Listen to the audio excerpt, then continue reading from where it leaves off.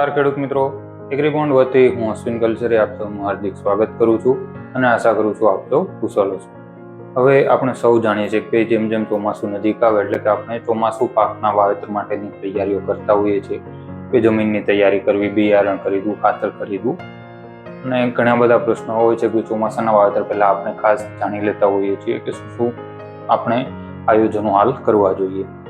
વાવેતર પાકમાં જોવા જઈએ તો અત્યારે આપણે સૌ જાણીએ કે મોટાભાગે ગુજરાતની અંદર ચોમાસું પાકના વાવેતરમાં જો મોખરે એટલે કે પહેલા આવતું હોય તો ભાઈ કપાસ છે, મગફળી છે, ત્યારબાદ સોયાબીન, તુવેર, બીજા અન્ય શાકભાજીઓનું આપણે વાવેતર કરતા હોઈએ છીએ. છેલ્લા 3 વર્ષમાં આપણે જોવા જઈએ કે ભાઈ કપાસ જે હંમેશા કેમ કે ફર્સ્ટ તો ભાઈ ગુજરાતની અંદર મેક્સિમમ આપણે એટલે કે વધુ કપાસનું વાવેતર કરતા હોઈએ છીએ. પણ છેલ્લા 3 વર્ષમાં આપણે જોવા જઈએ કે ખેડૂત મિત્રો જે છે મગફળીના વાવેતર તરફ વધુ વળ્યા છે.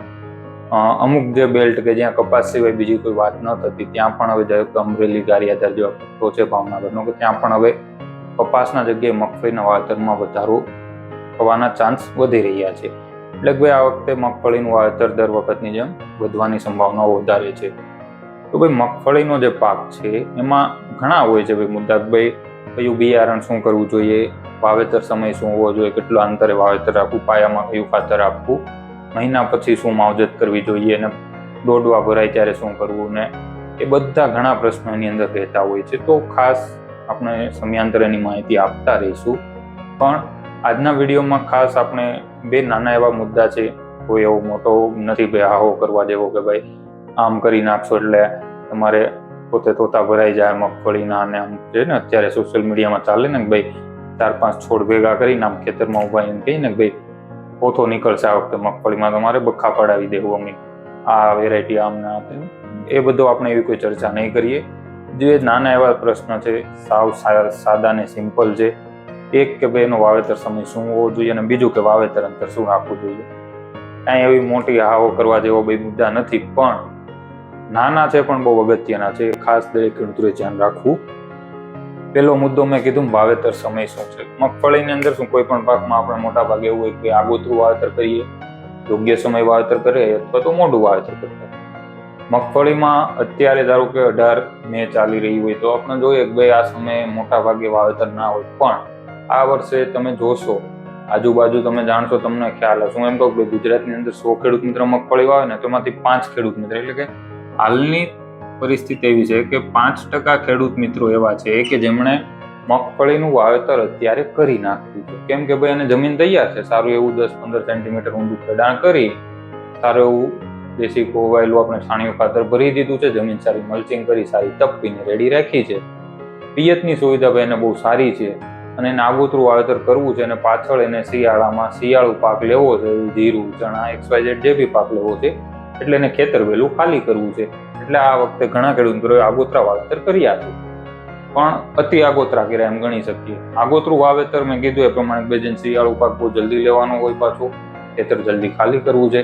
કપાસમાં પણ આ પરિસ્થિતિ લાગુ પડતી હોય છે તો આગોતરા વાવેતર થતા હોય છે. તો આગોતરું વાવેતર ક્યારે કરી શકે?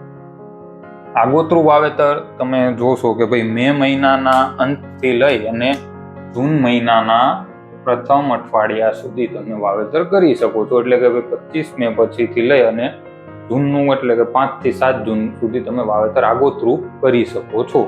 ખાસ આગોતરું વાવેતર જેને મગફળીમાં કરવું છે સમયગાળો ધ્યાન રાખે. બીજું છે સમયસરનું વાવેતર. આ તો મેજોરિટી મોટા ભાગના ખેડૂત મિત્રો આપણે કહીએ કે ભાઈ વાવણી લાયક વરસાદ થાય પછી આપણે વાવેતરના શ્રી ગણેશ કરવાના છે. આ દરેક ખેડૂત મિત્રોનું હોય છે. આપણે સૌ જાણીએ છીએ કે ભાઈ નોર્મલી આપણા દેશની અંદર ચોમાસાનું આવવાની શરૂઆત કેરળથી થાય. ભાઈ કેરળની અંદર ચોમાસું નોર્મલી બેસતું હોય પહેલા, ધીમે ધીમે પછી આખા દેશનું પસરતું હોય છે. આપણે અત્યારે તમે હવામાન નિષ્ણાંતોની માહિતી મેળવતા હોય તો ન્યૂઝ ચેનલમાં બધે આપણે માહિતી જોતા હોઈએ છીએ કે ભાઈ 24 થી 26 મેમાં કેરળની અંદર ચોમાસું બેસી જાય. જનરલી 30 મે બેસતું એની જગ્યાએ થોડુંક વહેલું છે. એટલે આપણે આશા રાખી શકીએ કે ભાઈ આપણે ગુજરાતની અંદર આ વખતે સમયસર વરસાદ આવી જશે. એટલે સમયસરનું વાવેતર કોને? ભાઈ 15 જૂનથી લઈ અને 7 જુલાઈ સુધી સમયસરનું વાવેતર. યોગ્ય સમય મગફળીનો કયો બેસ્ટમાં બેસ્ટ વાવેતર માટે? વાવણી લાયક સારો વરસાદ થાય ત્યારે. અને એ ક્યારે? એટલે કે ભાઈ 15 જૂનથી 7 જુલાઈ દરમિયાન તમે મગફળીનું વાવેતર કરી જ નાખવું જોઈએ. ત્રીજું છે મોડું વાવેતર. આ કોના માટે છે? તો ભાઈ જેને ઉનાળુ પાક છે, ઊભો છે હજી, એને કાઢવામાં મોડું થઈ ગયું છે, ખેતર ખાલી થઈ ગયું, તૈયારી કરવામાં થોડો પ્રશ્ન રહી ગયો, બીજો કઈ XYZ ખાતર બિયારણનો કઈ પ્રશ્ન આવી ગયો, એવું બની શકે કે આગોતરું વાવેતર કર્યું ને ઉગાવો નથી નીવડ્યો ને પાછું વાવેતર કરવું છે અને સમય લેટ થઈ ગયો છે, ત્યારે આ પ્રશ્ન આવતો હોય કે મોડામાં મોડું વાવેતર ક્યાં સુધી કરી શકાય. મોડું વાવેતર જે છે તમે 15 જુલાઈ પછી તમે રાખી શકો છો. 15 જુલાઈથી 10 થી 15 ઓગસ્ટ સુધી આપણે વાવેતર કરી શકીએ છીએ. એટલે ખાસ મગફળીની અંદર વાવેતર સમય દરેક ખેડૂતોએ બહુ જ ધ્યાન રાખવું જોઈએ. બીજો મુદ્દો આપણે જે હંમેશા નકારી દેતા હોઈએ કે ભાઈ વાવેતર અંતર શું રાખવું. કોઈ પણ પાકમાં હોય ને વાવેતર અંતર અગત્યનું હોય જ છે, પણ આમાં મગફળીમાં શા માટે આપણે નોર્મલી કોઈ ખેડૂત મિત્ર પૂછે તો એમનો પૂછે કે વાવેતર અંતર શું રાખવું. તમે બીજા ખેડૂત મિત્રોને ખેતર જોયું હોય તો આપણે એમનો પૂછ્યું ભાઈ કેટલું વાવેતર અંતર રાખ્યું. આપણે શું કહીએ કેટલાની જાળીએ વાવેતર કર્યું અથવા તો કેટલાની જાળી રાખી તમે. આમાં સીધો ને સિમ્પલ આપણો દેશી ભાષામાં આજ વિપ્રો કરીએ કે કેટલાની જાળીએ તમે વાવેતર કર્યું. ઘણા ખેડૂતો ન અટવાય, પણ અમુક લોકો અટવાઈ જતા હોય. આપણે વાત કરતા હોય કેટલાની જાળી રાખી તમે અથવા તો કેટલાની જાળીએ વાવેતર કર્યું, એટલે પૂછે કે ભાઈ જાળીએ એટલે શું મતલબ. ઇન શોર્ટ આપણે જે આપણી ભાષામાં કહીએ કે આટલા સેન્ટીમીટર આટલા ફૂટનું ગાળો રાખો તમે, એને ટૂંકમાં આપણે એટલા જાળીએ આપણે કહેતા હોઈએ. તો મગફળીમાં 3 જાળીએ વાવેતર તમે કરી શકો છો. પહેલું જે છે 12ની જાળીએ વાવેતર કરવું જોઈએ, બીજું જે 18ની જાળી અને ત્રીજું 24ની જાળી.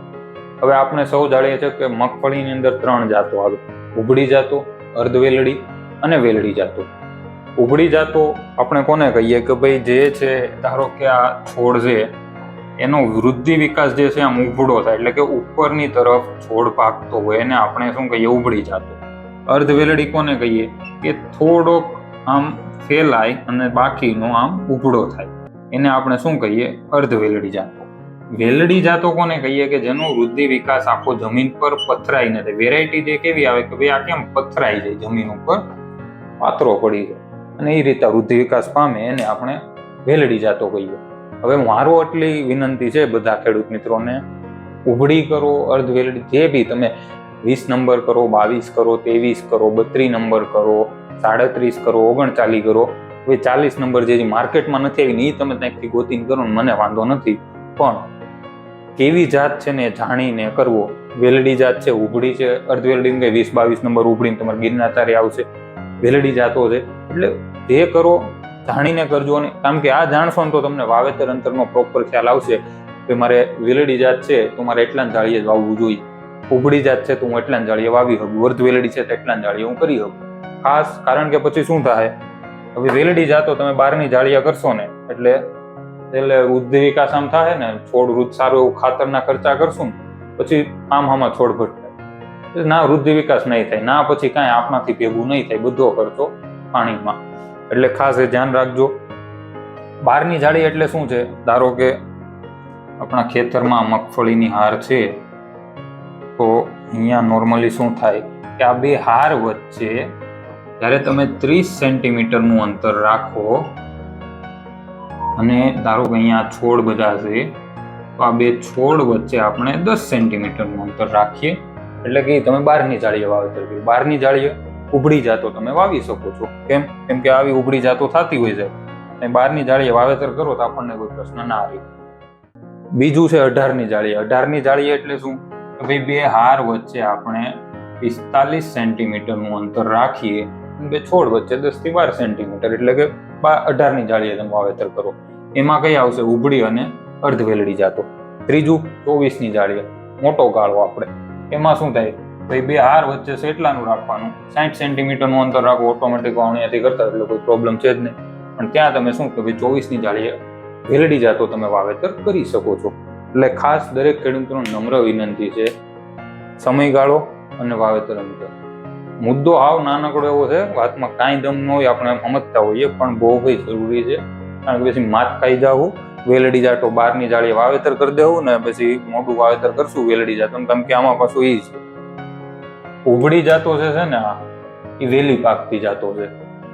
અર્ધવેલડી છે શું છે સમયસર પાકતી જાતો, ને વેલડી જાતો છે ને મોડી પાકતી જાતો છે મગફળી. એટલે કે જે વેરાયટી આ રીતના પથરાઈને મગફળીમાં વૃદ્ધિ વિકાસ થતો એ વેલડી જાતો બધી મોડી પાકતી છે, અને એને તમે પછી મોડું વાવેતર કરો, તેને શિયાળુ પાક લેવો છે વેલડી જાતો કરે ને 18 કે 12ની જાળીએ કરે નાઈ લેવાનું આપણે તો.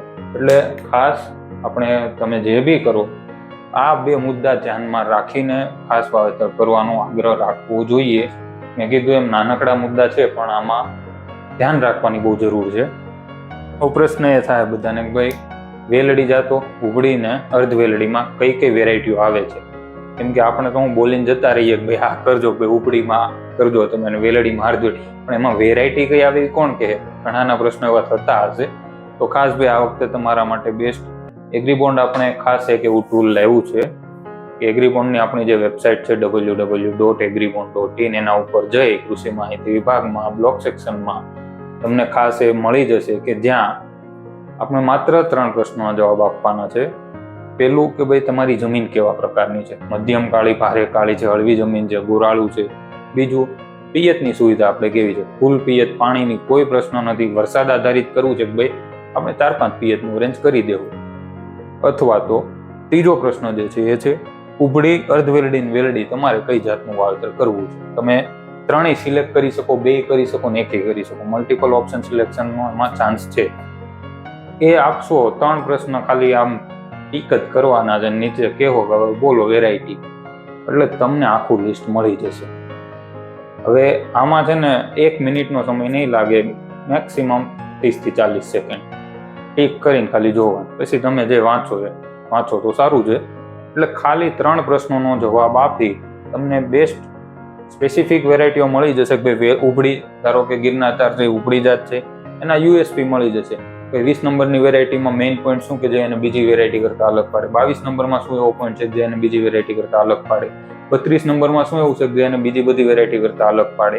એટલે ખાસ આવી રીતના એક આ ટૂલ બનાવ્યું છે કે જેથી કરીને ખેડૂત મિત્રોને શું છે કે ભાઈ તમને તમારી જમીનની કહો કે મારી જમીન છે મધ્યમ કાળી છે, મારે પિયતની આવી સુવિધા છે, મારે આ પ્રકારની જાતનું વાવેતરનું પ્લાનિંગ છે, તો ભાઈ સાહેબ આ 3 પ્રશ્નોના સિમ્પલ જવાબથી તમને વેરાયટીની માહિતી ત્યાં મળી જશે કે આ વેરાયટી છે, તમે વાવેતર કરી શકો છો. એના 2-3 યુએસપી પોઈન્ટ મળી જાય છે કે મેઇન પોઈન્ટ શું છે જેને બીજાથી અલગ પાડે છે. આનાથી વિશેષ આપણે શું જોવે? એટલે આપણે આ વખતે પ્રયત્ન કર્યો છે કે ભાઈ ખેડૂત મિત્રો, કારણ કે આપણે જે 3-4 વર્ષથી જોતા આવીએ કે કયા મુદ્દે આપણે શરૂઆતની અંદર માર ખાઈએ છીએ, કઈ મુદ્દે આપણે શરૂઆતમાં માત ખાઈએ છીએ, એને લઈને આપણે આ બનાવ્યું છે. એગ્રીબોન્ડની વેબસાઇટ ઉપર જઈને તમે જોઈ શકો છો. ડાયરેક્ટ એની લિંક અહીંયા નીચે ડિસ્ક્રિપ્શનમાં પણ આપેલી છે, પણ તમે ડાયરેક્ટ ત્યાંથી માહિતી મેળવી શકો છો. કોમેન્ટમાં પણ તમારે લિંક જોતી હોય તો કહી શકો છો, અથવા તો આપણો વોટ્સઅપ નંબર તો છે જ 73773 એના પર પણ તમે વોટ્સઅપ કરી શકો છો, ફોન કરીને માહિતી મેળવી શકો છો, કોઈ પ્રશ્ન નથી. ખાસ હું તો એટલી નમ્ર વિનંતી કરી શકું કે ભાઈ દરેક ખેડૂત મિત્ર આ વખતે એક વખત ટૂલનો ઉપયોગ કરવાનો આગ્રહ રાખવો જોઈએ, કારણ કે એનો કોઈ ચાર્જ નથી, મફતમાં છે, એટલે વાપરી લેવાનું, કોઈ મૂંઝાવાની જરૂર નથી. આ સિવાય બીજો કોઈ પ્રશ્ન તમારે રહેતો હોય ખેતીને લગતો 100% એગ્રીબોન્ડના પૂછો પ્રશ્નો તમે જાણ કરી શકો છો, અથવા આપણા વોટ્સઅપ ઉપર પણ તમે માહિતી મેળવી શકો છો. વોટ્સઅપ નંબર છે 73773 ફોન કરીને પણ તમે માહિતી મેળવી શકો છો. ફરીથી મળીશું આવતા વિડીયોમાં નવા પ્રશ્નો સાથે. ધન્યવાદ.